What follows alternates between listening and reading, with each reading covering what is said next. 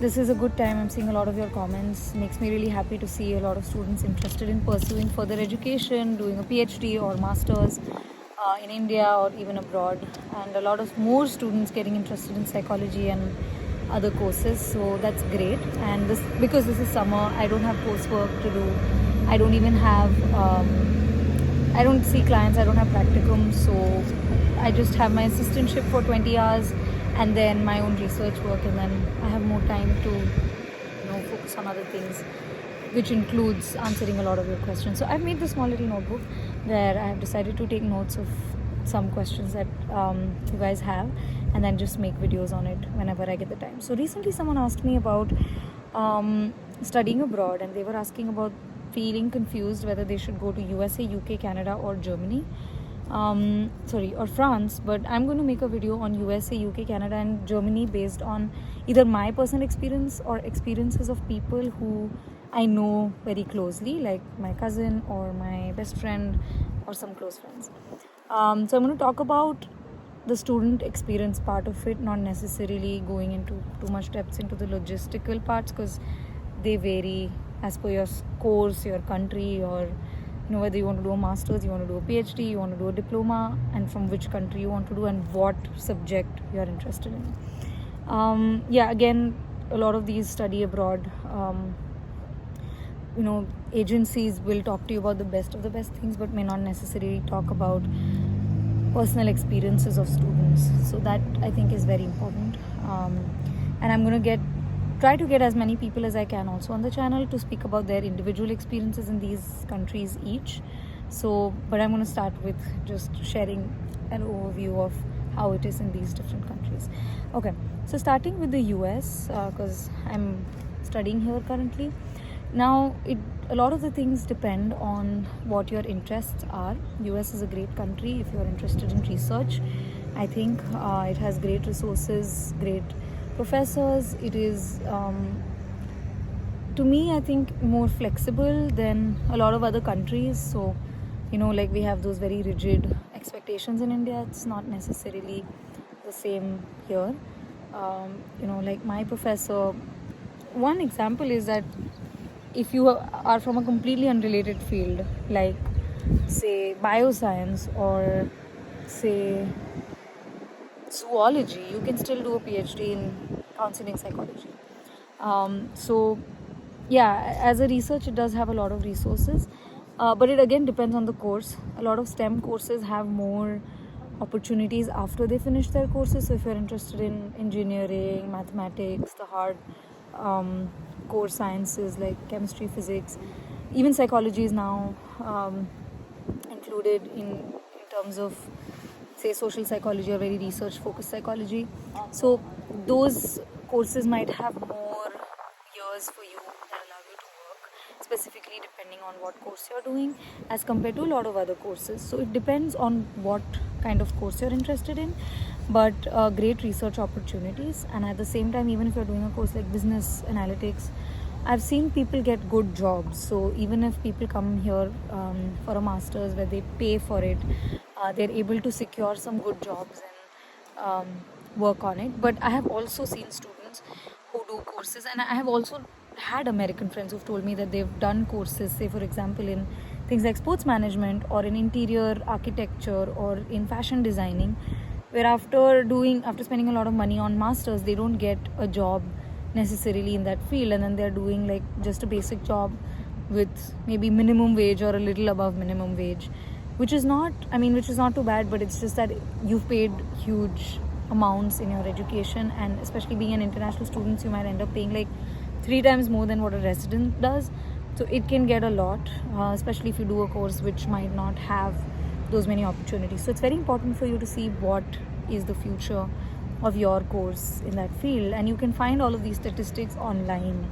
You can find out also on the websites of these colleges that you're looking at the courses. So again, dependent on your course. So if you're doing a master's, you're paying for it, I think it's very important to do that sort of a research of whether that course what are the outcomes of that course, what is the chance of you getting a work permit here, because here you're not a citizen. If you don't get a work permit, you have to go back to India where you can work. For example, you did a certain course, you can work and you can work as that particular designated field, but will you be able to make that money which you spent here? You spent like lakhs of rupees, sometimes crores of rupees. Will you be able to make that back when you go back to India? So again, it's also important to know whether you want to study in India, or if you want to go back, come here, study and go back to India. Unless you are like from a super rich family where 1 crore doesn't matter, then it's fine. But otherwise, yeah, if you come from a middle class family where it's very difficult, it's like you're kind of living paycheck to paycheck or barely making ends meet, then you have to think about a lot of other things before you get in. So my purpose was also that I never wanted to do a course where, because even if you come from even some rich people in India that I have known, here it's different because you pay your fees in dollars. So for me, I was very clear. I knew that I was not born with a golden spoon. So I didn't want to take huge loans on my head, and then I was 100% sure that I didn't want to take loans and come here. So my goal was that I would either get into a fully funded program or I would continue being in India. That was what was more important to me. So that depends on you, what you want to do. So looking at those things, very important. But otherwise, US is a good country. What I like about US, maybe more than, I don't have a lot of experiences in some other countries, but at least there is awareness of racism or things like that. So there is emphasis on multiculturalism, especially in universities where they encourage diversity. They want multiculturalism, they want diversity. So acknowledgement of that, working towards that itself, for me is a positive sign. So I like that about the US, and obviously a lot of Indian students also do well. They flourish in life after coming here. Maybe you could have been an excellent student in India with the same qualifications, same person, but India has a huge population. You might not get the same opportunities as you get here. For example, my interest was to do research in positive psychology but still be a counseling psychologist. In India, I don't have as many options as I did in America. I could go specifically and see, this is what I want to study and this is the kind of a professor I can get for it. So options are more, not just in terms of education but also in terms of work, and opportunities can be more as compared to like you doing an MBA in India versus doing it here, may be significantly different. So that's about the US. One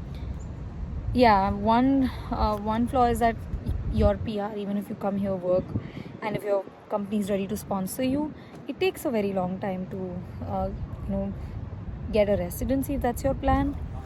But some people just want to come here, study, maybe work, get some years of work permit and then work and then go back to India. Then I think it's fine. The other place is UK.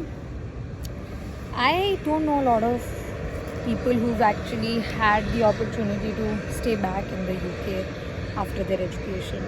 I've heard so many friends go there and be like, I'm going to go there for a 1-year master's course and come, and then go and work there. And I'm like, really, do you get opportunities to work? Because I have known, let me count, 5 people personally who went there thinking that they will work after their masters but had to come back because they didn't get a job. So when you go through these agencies, they'll be like, oh my god, it's just a 1-year masters. You go there, study, you'll get, if you get a job, okay? And they never tell you about the college rates. They never say that none of the international students has ever got a job before you. Forget international. They never say that, oh, by the way, nobody gets a job. So make sure that your course guarantees a job or something. But they'll be like, yeah, if you get a job, then you can stay back and, you can work there. For a lot of people, there is not like a guaranteed work permit that they might have. So they just end up coming back immediately. And now they have spent some people anywhere between 30 to 70 lakh rupees, and they're back in India. And now, for example, I've known 2-3 people who've done a MA in psychology from London, and when they come back here, does RCI recognize that? Can you be a licensed psychologist? Do companies care that you did a 1-year master? Can you give a NET exam? A lot of the answers to this is no. Sometimes you can still work and yeah, most of the people I know don't even practice as a psychologist. But like, for example, I knew a girl who did economics from a very renowned college, but wanted to become a professor and give the NET exam. NET exam requires you to have a master's degree, but they don't recognize a master's degree from London. They're like, you need to have a master's degree from India to be able to give the NET exam, which is like the qualifying exam for becoming a professor. So make sure that you know what you're doing, especially when you go to UK, because they're more strict with work permit, more strict I feel than the US is. And this I'm speaking of from personal experience. I'm not an expert in any of these. I'm not like a legal expert, I'm not a lawyer, I'm not an education counselor or anything.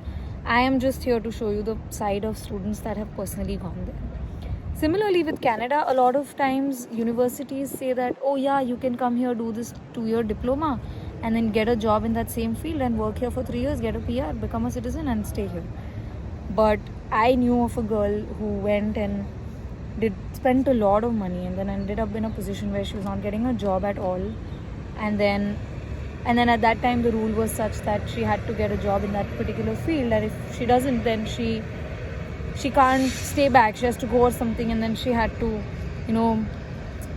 do a lot to make ends meet, and then lots of debts on her head. So you don't want to be in a position, and that university was a kind of a scamish university, so you need to be careful that make sure, because you can, somebody can just open a university and be like, hey, you can come here, pay here and do your course in 2 years and just go somewhere else. I had another friend who's gone and is like, yeah, I mean, we were told before we came here, but after doing this diploma course, I'm not getting a job related to it. And they have to work in Walmart, but at least now as per the law, they were able to work in Walmart and be,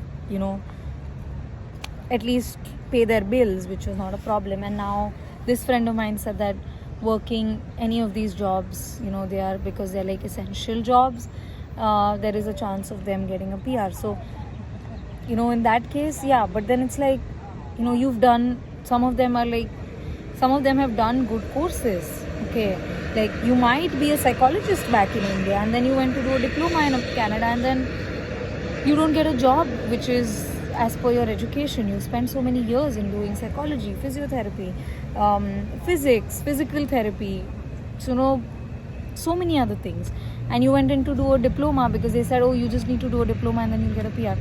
Just be very careful of that. But again, that's with a few cases. There are also cases of people who've gone there for a master's and then got a job, very good job, and started working, and then did actually eventually get a PR. And I've known those people also. I've known those people also gone for a diploma there, ended up still getting a job, working there, and then eventually settling down. So Canada is a great country because it offers you the opportunity to stay there, because they are taking a lot of students right now, because from what I've heard is like their population was getting old, and then the Prime Minister wanted to have certain number of people, so he was welcoming people. So I have also known another person who was on the flight with me once, and he said that he has done an MCom from India and then applied for a PR directly and got a PR based on his Indian work experience, and worked for like 5-7 years in India. But based on that, so Canada is a great country like that, because you get residency, you get to stay there, you get to work. And even with these friends who've done these diploma, may not necessarily get a job in that specific course that they did, okay, like they've done like a medical assistant course, they didn't get a job in that, but they're not like, that they can do some other small jobs, or like they can do some tutoring or other kinds of jobs, and at least are not kicked out of the country, like I've heard in a lot of people in the UK. Yeah, with UK, I mean, I've also done recruitment, because in offices you want to recruit people and you see someone has done their degree from the UK, but because they've done it from the UK, does their experience match what we want, especially in counseling? Sometimes it doesn't, and then you feel bad because this person must have spent like lakhs of rupees but can't get a job. So make sure what you're doing. If you want to come back to India and that's what you want, then that's what you need to do. But if you don't want to come back to India, if you want to stay back in that place, at least work for some years to make money, you need to make sure that you're going to get that permit to work. Another place is Germany. Germany, I have known some people close to me who've been there. I've known a person who's gone for a PhD, known another person who's done a PhD and currently right now in the US, and known another person who's doing masters. So another person who has done the masters. So in Germany, I have heard that as long as you get a job, then you can stay back. But if you don't get a job, then people go for a master's, end up doing a PhD then, and then after PhD they still try to look for a job. But it depends, it depends. Not everybody does get a job. So this person I know who's come to America now wanted to stay back in Germany, has done a PhD from Germany but was not getting a job. And then there was a period until which he said that he was given that time to get a job but couldn't get a job, and then had to come here. Now then later on, after coming here, apparently he got an offer from Germany back, so he could go back. But it depends. So Germany, yeah, you can, if you get a job you can stay back, and it's a good place to live in. So all of these, and yeah, but the advantage of Germany, at least I know for engineering, is that the fees is almost like not there. You pay very, very little fee. It's just like some international, in fact for residents there it's completely free. So that's the good part about Germany, is education is kind of free, or you have to mainly spend on your living. So it doesn't get as expensive maybe as London does, or maybe US does. But again, like, the premise is that you need to get a job to be able to stay back. And the same, I think, similar in the US too, is so I'm going to make a special video on how the whole work permit thing works. But in some courses in the US, for sure, you get like a definite, after you finish your education, before requesting a work permit, you get these, you get some permits to work. Like, for example, right now as a student also, I have 20 hours work permit, which I think is also there in other countries. But after that also, depending on your course, you can have a certain number of years that you can definitely work in and maybe recover some of that money. So I think that's about it. That's what I want to say. Depending on a lot of other things, like Germany, language barrier is another thing to consider. Canada is also one thing that an American professor told me about Canada, was just make sure that you know who's in, make sure that the university is credible. Same with UK too. Someone said that, I've known someone who has known someone who went to this so-called university, and it was actually a fake university, and this person ended up spending so much money and then almost came on the street. So we don't want a situation like that. Make sure that you do research in what you want to do, and based on that, and I would say speak with more people. I will get and try to speak with as many people as I can on this channel. Not everybody wants to, some people may not have had the most positive experience, so not everybody may want to speak about it, and that's why I made this general video. It's not to scare anyone or anything like that. I'm not an expert, and again, rules keep changing, things keep changing a lot. Like what happened with one friend in Canada, another friend was in the same situation, but she could still stay back because rules changed, where she didn't have to get a job in the same field that she did her course in.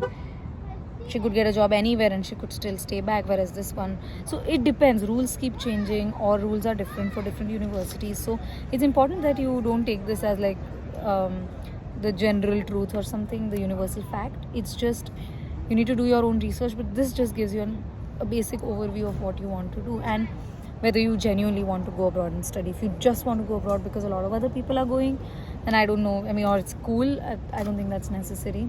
I would just say think about what you want and whether you truly want it, and if you do, then definitely go ahead and pursue it.